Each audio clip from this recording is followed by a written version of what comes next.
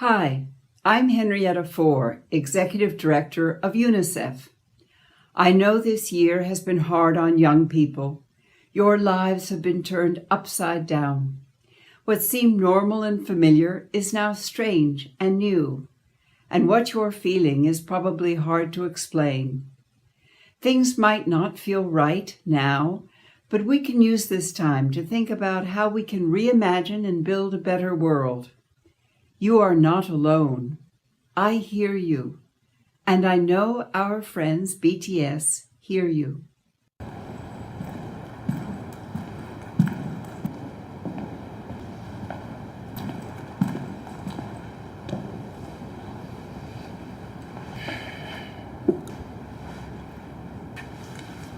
It might feel like it's always night and we'll always be alone, but the night is always darkest before the first light of dawn. Life goes on. Life goes on. Life goes on. Life goes on. Life goes on. Life goes on. Life goes on. Let's live on. 자, 오늘은 그 수업 날도 있고 해서 어제 영상을 두 개 올려서 사실 신문을 읽지 않으려고 했는데 이게 또 습관이 되다 보니까 아침에 신문을 한 개 읽어주지 않으면은 좀 몸이 조금 쑤시고 뭐 한 일을 안 한 것 같고 그런 느낌이 좀 드는 것 같아서 그래서 좀 귀찮지 사실 귀찮지만은 그래도 이게 해야 할 일인 것 같아서 이걸 이제 하는데 아침에 내가 샤워를 하고 있는데 막 화가 나는 거야. 화가 나는데 몰라 막 짜증이 막 나는데 이것도 해야 되고 저것도 해야 되고 수업도 해야 되고 또 어리국도 찍어야 되고 그 다음에 또 영상도 찍어야 되고 고3도 찍어야 되고 뭐 하여튼 이것저것 또 백그라운드 또 교재 새로 만들고 있고 칼라로 작업하고 있고 이 모든 상황들이 막 밀려오는데 내가 하루를 3일처럼 쓰고 집중하면은 그렇게 쓰는데도 불구하고 이게 너무 막 짜증이 나는 거야. 이제 화가 나는 거지. 화는 어쨌든 표출을 해야 되잖아. 그렇다고 내가 뭐 영화처럼 뭐 주먹으로 막 그냥 뭐 이렇게 깨고 이렇게 할 수 없는 거고. 근데 갑자기 그때 생각이 난 거야. 왜냐면 어떤 생각이냐면은 내가 수업 시간에 애들한테 그렇게 말이 많이 했었거든. 화라는 것, 이 뭔가 내 안에서 불타오르는 그러한 이 짜증 이런 것들은 종류가 두 가지인 거야. 화가 있고 분노가 있는 거야. 영어로서는 이제 화를 앵거하고 이제 분노를 outrage라고 하는데 사실 문장에서 볼 때는 큰 차이가 별로 없어. 근데 이 두 개를 내가 항상 구분하라고 말했었거든. 이 화는 그냥 내가 화로 표출하는 그리고 화가 자꾸 나의 화를 더 부추기는 듯한 그런 그 자기 충족적 예언 뭐 이런 것들. 근데 분노는 내가 무언가를 할 수 있게 하는 그 원동력과 힘이 되는 거야. 그러니까 우리가 이제 온라인 게임 하다 보면은 분노 게이지가 차잖아. 그러면 이제 필살기를 쏘고 있고 이럴 수 있는 그런 능력이 생기는 거. 그러니까 화와 분노는 우리가 이제 구분해야 되는 거라고. 내가 아침에 샤워를 하면서 내가 화를 내고 있던 거야. 근데 갑자기 떠오르는 생각. 내가 왜 이걸 분노로 승화시키지 않지? 이걸 내가 분노로 승화시켜서 내가 더 앞으로 나갈 수 있는 그런 원동력과 힘이 돼야 되겠다는 그런 생각이 딱 드는 순간 프랑스 최고의 그런 지성이라고 불렸었던 베르 브르디에와 스테판 에셀이라는 사람이 있는데 이분이 이미 돌아가셨고 스테판 에셀의 분노하라 아주 짧은 책이야. 23페이지인가 30페이지인가 정도 되는데 그분이 이 책을 93세에 쓰고 그리고 94세에 돌아가셨어. 그러니까 돌아가시기 1년 전에 쓴 책이거든. 프랑스 그러한 청년들에게 말하고 싶은 거야. 청년들이여 분노하라. 최고의 자유주의 민주주의 국가인 이 프랑스의 청년들의 모습이 현재 너무 무기력한 그런 모습을 보이니까 이때 프랑스 청년들에게 말하는 거 화를 내라는 게 아니고 분노하라고 말한 거야. 그럼 그 분노가 무엇인가? 이 방시혁이 말했지. BTS의 그러한 힘은 분노라고. 이 분노라는 게 어떤 그 의미를 가지고 있는지 이 스테판 에셀의 글을 보면서 짧지만은 그래서 이 분노라는 것을 어떻게 우리가 바라보아야 하는지 그리고 분노가 어떻게 우리에게 새로운 그런 영향력과 힘을 주는지 그리고 화를 내지 말고 분노해야 되는 이유가 무엇인지 그리고 BTS에 있는 그런 분노의 힘이 어떤 힘인지 이런 것들도 한번 생각해 볼 수 있는 그런 기회가 되고 싶고. 자, 출처는 연합뉴스. 제목은 분노하라. 레지스탕트 노 투사의 외침. 이 투사가 스테판 에셀이라는 그 분이고 지난해 10월 프랑스에서 분노하라 는 제목의 34페이지짜리 소책자가 출간돼 프랑스 안팎에 큰 파장을 일으켰다.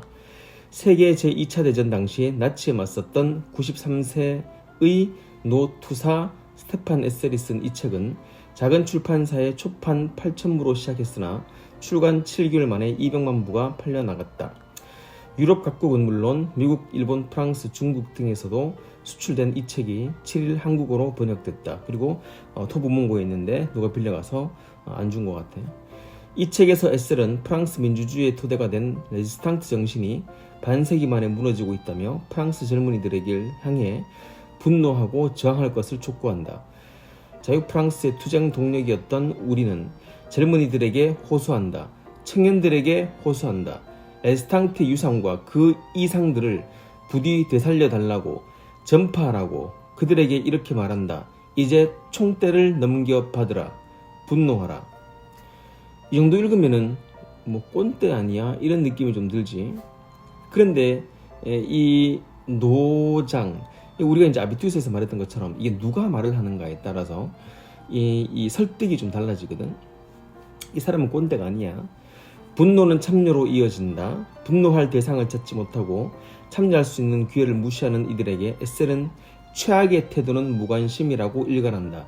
이 무관심이라는 게 이게 우리 백그라운드 국어노트 제 1페이지 보면은 부작위가 나오는데 이 부작위라는 게 이게 오미션이라고 해석 영어로 번역이 되며 이게 부작위인 거야. 우리는 보통 이제 그 법 드라마 보면은 미필적고에 대한 부작위 차례는 이런 거잖아. 부작위란 것은 해야 하는데 해야 하지 않음 또는 해야 하는데 해야 하지 않는 그 행위 이런 걸 말하는 거야. 따라서 이 부작위 살인이라는 건 뭔지 알겠지? 내가 해야 하는데 하지 않아서 그 사람이 죽었다면 그건 부작위 살인이 되는 거라고. 이 지금 말하고 있지.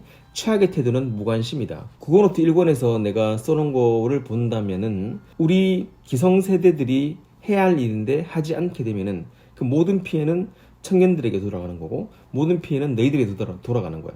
그러니까 각 세대마다 해야 할 일이 있는데 그 일을 하지 않으면은 또 그 결과는 그 다음 세대에게 전가되거든. 이분은 레지스탕트였기 때문에 청년일 때 투사로서 해야 할 일을 한 거고 이제 해야 할 일을 해야 되는 그런 청년들에게 이렇게 말하지. 최악의 태도는 무관심이다. 너희들은 지금 부작위를 하고 있다는 거야. 무관심이라는 거야. 무관심이면은 행하지 않음이거든.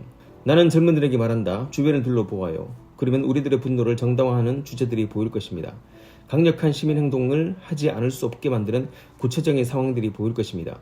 찾아요. 그러면 구할 것입니다. 지금 이란의 히잡 시위, 또 중동의 자스민 혁명 이런 것들이 있었겠지.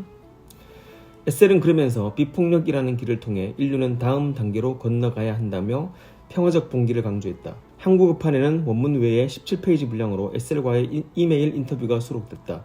그는 이 책이 반향을 일으키는 데 대해 이 작은 책이 역사적으로 중요한 순간에 때맞춰 세상에 나왔다는 것이 내 생각이라며 이 사회는 더 이상 개개인의 노력에 응분의 보답을 해주지 않는 사회라고 말했다. 에셀은 이어 왕년에 레지스탕트에 뛰어들었던 한 노인이 그들의 역사에 의미를 부여하기 위해 노심초사하는 젊은이들에게 전달하는 메시지라고 이 책을 소개했다라고 이 글이 끝나는데 사실 이 책은 내가 조만간에 한번 읽어주려고 해.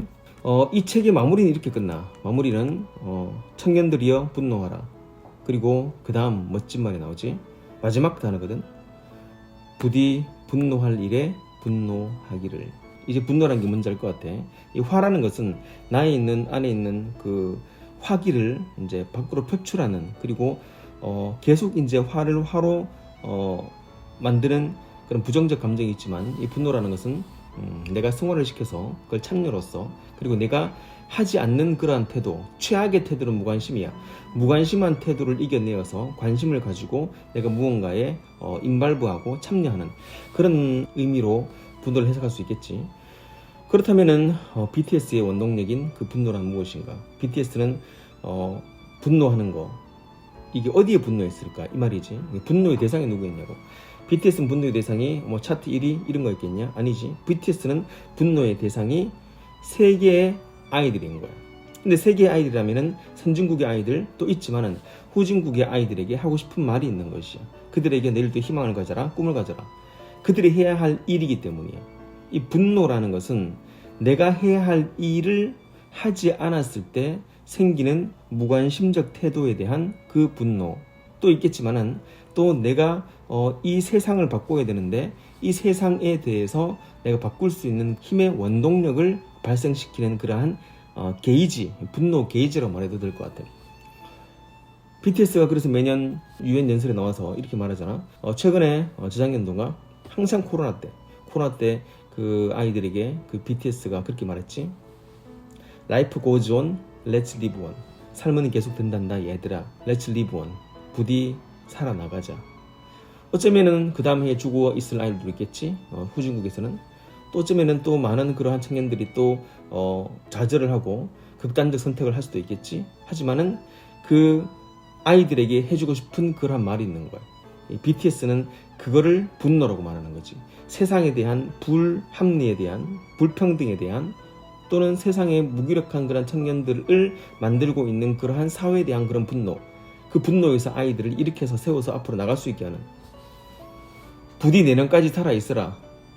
그러면 내가 다시 한번 너희들에게 유엔설에 나와서 너희들에게 또 좋은 말을 내가 해주마. 부디 우리 살아나가자. 좌절하지 말고 살아나가자. 이 시대 청년들 중에서 얼마나 많은 사람들이 행복하게 살고 있겠냐? 너희들이 행복하냐? 내가 수업 시간에 말했지, 정말 공부가 정말 자체가 즐거워서 하는 사람들 없는 거라고.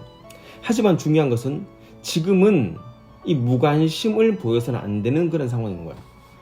그때에 해야 할 때가 있는 거고, 그때에 해야 할 일이 있는 거라고. 그 일에 대해서 무관심하다면은 그것이 바로 진정한 내가 최악의 행동을 하는 그런 것이 아니겠는가. 그건 화밖에 안 되는 거야. 이 분노를 일으켜서 승화시켜서 나의 새로운 그러한 삶의 원동력으로 삼는 것. 스테판 에셀은 그걸 말하고 싶은 거지.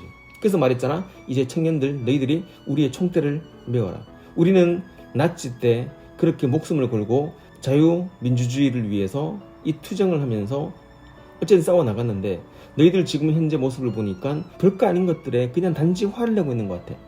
화가 아니라 분노를 하고 세상의 불평등에 당당히 맞서고, 그러기 위해서 너희들이 또 더 자격을 갖춘 사람이 되고 또 품격 있는 사람이 되어서 세상을 향해서 덤비고 이겨낼 수 있는 그런 힘들을 갖추라는 그런 말로 해석할 수 있겠지.